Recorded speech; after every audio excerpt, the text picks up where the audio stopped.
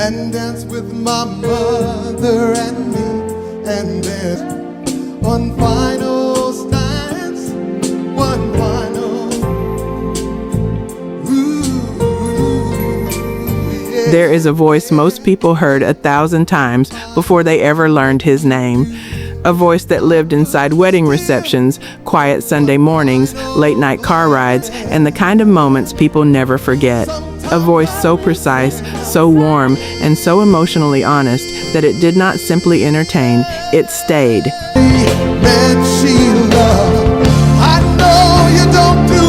Luther Vandross did not just make love songs, he made love songs that felt like memory. And in this countdown, we are going deeper than the music. We are going into the years most fans never saw, the sacrifices, the studio battles, the health crisis that shook the world, the Grammy that arrived at the worst possible moment, and the songs that turned private pain into public healing. And not even one sad day. 10 songs, one extraordinary legacy. And by the time we reach number 1, you will understand exactly why this voice changed R&B forever.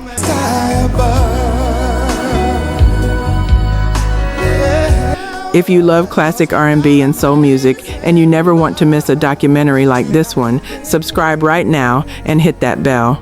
Drop a comment telling us the Luther Vandross song that means the most to you, and stay with us until number 1, because the story behind that song is the one most fans have never fully heard. Number 10, Never Too Much. There's not a minute, hour, day or night. I just don't wanna stop. Too much, never too much, never too much. We open at number 10 with the song that introduced Luther Vandross to the world, and it arrived sounding nothing like a debut. Never Too Much came out in 1981, and from the first note, it was clear this was not a newcomer finding his footing. This was a man who had spent years inside recording studios, absorbing every layer of how great records were built, and finally stepping forward to build one of his own. You opened up your heart and you told me to come and go. Before this song, Luther had already shaped recordings for David Bowie, Donna Summer, and Bette Midler as a background vocalist and arranger. The general public did not know his name yet, but the industry already knew what his voice could do.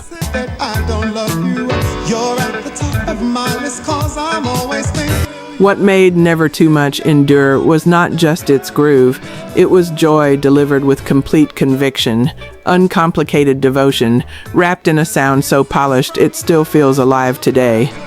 But if number 10 showed the world Luther's confidence, number 9 revealed something far more vulnerable and far more powerful. Number 9, Here and Now.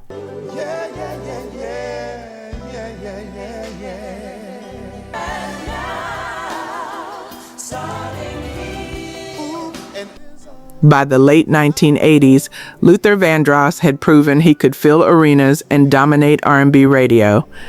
But Here and Now proved something different, that he could slow an entire room to a standstill and make 3,000 strangers feel like they were hearing a private conversation.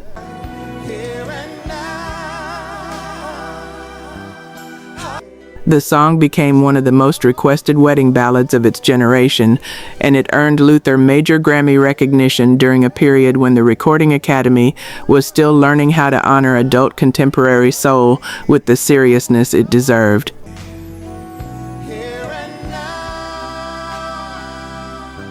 What separated this performance from other romantic ballads on the radio was Luther's phrasing. He never rushed a single word. Every syllable landed exactly where he intended, giving listeners the rare sensation that time itself had agreed to wait.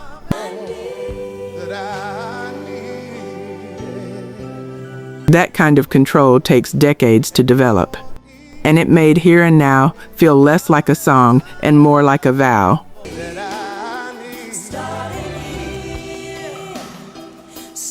But if this record captured the beauty of romantic promise, the next entry carries a weight that no amount of vocal control could cushion, because it came from the deepest loss Luther ever knew. Number 8, Dance with My Father. Up the stairs he would carry me, and I knew to dance with my father. Some songs become hits, others become memorials.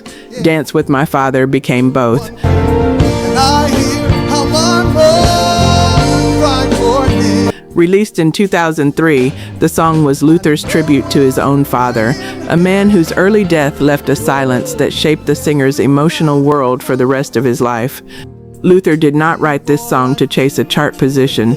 He wrote it because some memories refused to stay quiet forever. Finally make me do just what my mother said. What made the recording devastating was what Luther chose not to do. He did not oversing the grief. He did not reach for the biggest note at the loudest moment. Instead, he let the ache sit inside the melody and trusted his audience to meet him there. And then the unthinkable happened. My father would lift. Just as the album was receiving its highest praise and earning Grammy recognition that should have been a celebration, Luther suffered a severe stroke in April 2003. The voice that had given millions their most treasured love songs was suddenly terrifyingly silent.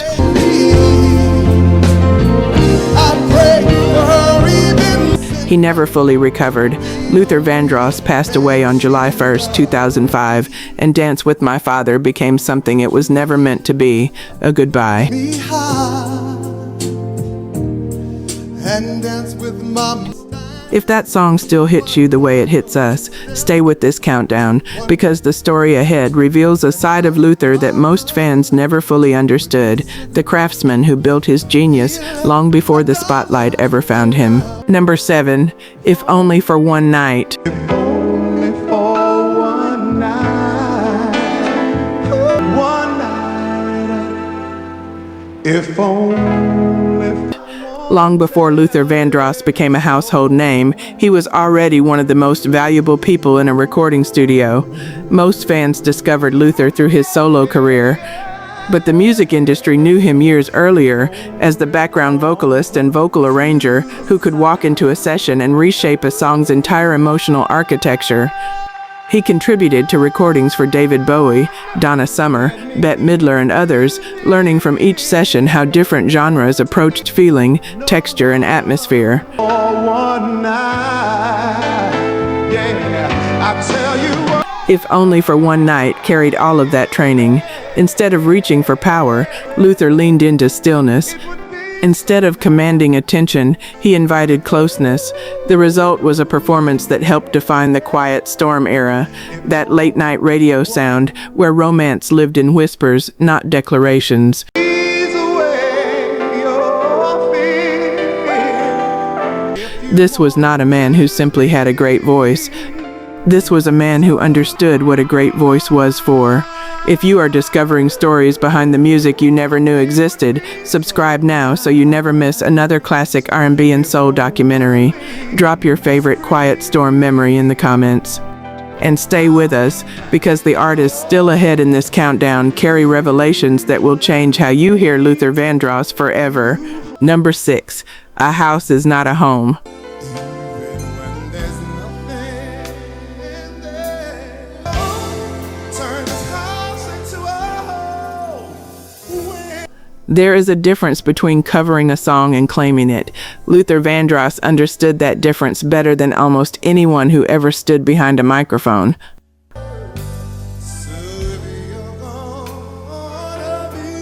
A House Is Not a Home was originally written by Burt Bacharach and Hal David and had already lived through several respected recordings before Luther ever touched it. What he did with the material was not imitation, it was transformation.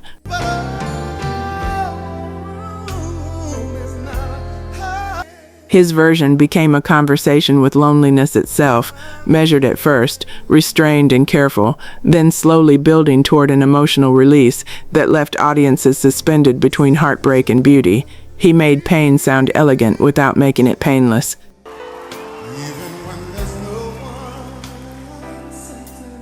That ability placed Luther inside a tradition of black vocalists who honored classic material while reshaping it for modern soul audiences. He was not borrowing from the past, he was carrying it forward.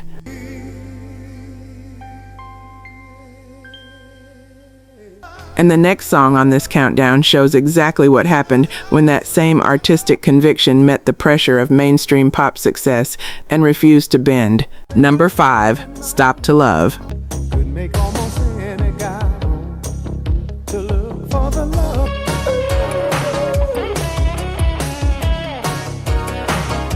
By the mid-1980s, the music industry was asking black artists a difficult question: change your sound or risk being left behind? Luther Vandross answered that question with Stop to Love, a record that pushed him closer to mainstream pop visibility without sacrificing a single thing that made his music matter. The production was sleek and contemporary, but the emotional core remained unmistakably Luther.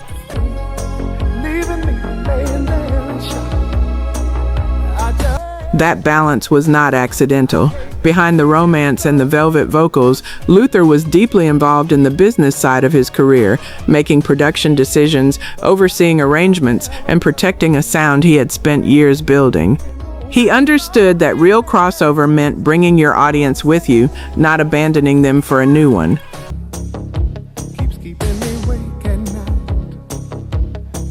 And that discipline paid off. Stop to Love expanded his reach across radio formats while keeping his foundation strong, proof that integrity and accessibility were never opposites.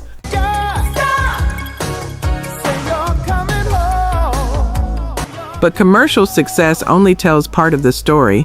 The next entry goes somewhere deeper, into the private world of a man whose music said everything he rarely spoke aloud. Number 4, So Amazing. 'Cause we've got amazing love, truly, yeah, to the moon and the sky above. So Amazing is Luther Vandross at his most open, a song built entirely on wonder, admiration, and the kind of romantic gratitude that most people feel but struggle to express. Sky above. What gives the song its lasting power is the question it raises about the man singing it. Luther was famously private. He rarely discussed his personal life in interviews, and he kept a boundary between his public artistry and his inner world that very few artists of his stature ever maintained. To be loved, I'd follow you to the moon and the That privacy was not evasion, it was protection. And in many ways, his music became his most complete form of self-expression, the one space where everything he carried inside could exist without explanation or defense. to the moon and the sky above. By this point in his career, Luther was selling out venues worldwide, including a historic run of 10 consecutive nights at Wembley Arena in London. Audiences across continents trusted him with their most personal emotions because his voice made intimacy feel safe. It's so amazing to love. If these stories are giving you a deeper appreciation for the artistry behind the music, subscribe now so you never miss another documentary uncovering the untold moments that shaped classic R&B and soul. The countdown is entering its final stretch, and the songs still ahead carry some of the most powerful revelations in Luther's entire legacy. At number 3, Any Love. Any love, better everyone needs. Represents something rare in popular music, a song that sounds like it has existed forever.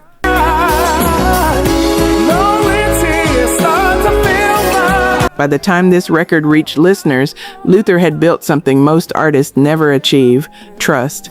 His audience did not simply enjoy his albums, they relied on them.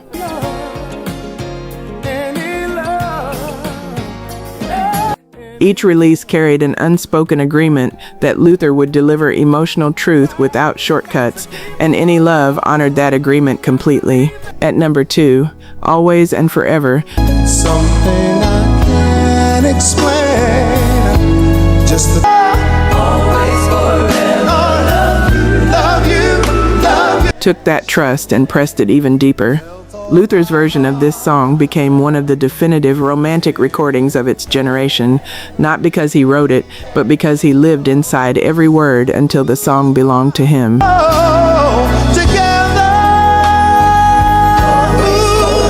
His phrasing carried the patience of a man who understood that love is not proven in grand gestures, but in quiet, repeated devotion.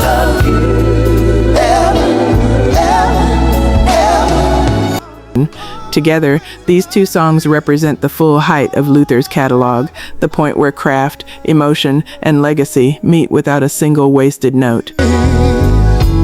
That somehow came true. But there is one song that still stands above everything, one recording that carries the full weight of who Luther Vandross was, where he came from, and what he left behind for every generation that followed. Number 1, Never Too Much. We return to where it all began. Never Too Much earns the top position, not simply because it was his biggest song, but because it tells the complete story. Every year of background sessions, every vocal arrangement crafted in someone else's shadow, every lesson absorbed in studios where his name never appeared on the cover, all of it lives inside this record.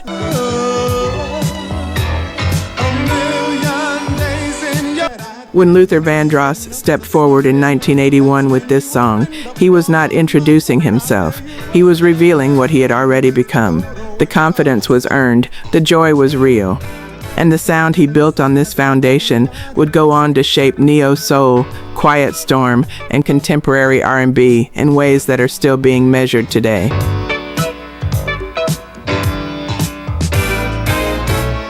Luther faced serious health struggles in his final years. The stroke in 2003 silenced a voice that had spent decades making people feel understood. His passing in 2005 left a space in American music that has never been filled.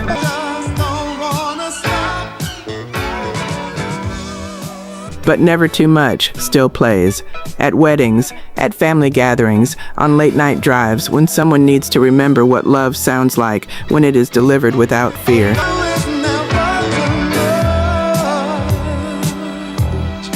That is the legacy of Luther Vandross. He gave black love music its highest standard, romance without compromise, elegance without distance, and a voice that made millions of strangers feel like they were the only person in the room.